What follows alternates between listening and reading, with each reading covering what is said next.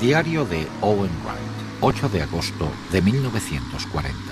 Hoy hemos unido nuestras fuerzas al Escuadrón 46 y la verdad es que hemos combatido bromas y competitividad entre nosotros. Claro, ahí arriba estábamos todos en el mismo bando y teníamos toda una armada de bombarderos alemanes para repartirnos. Tengo que escribir a mi madre y preguntar por mi tío Bernard, a ver si está bien.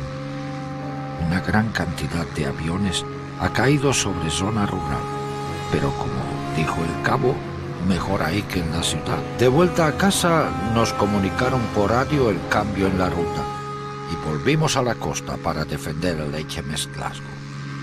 Qué resistentes son esos Junker 87 con su blindaje adicional. He tardado 10 minutos en derribar uno. Mi gran amigo Billy Andrews no ha tenido tanta suerte.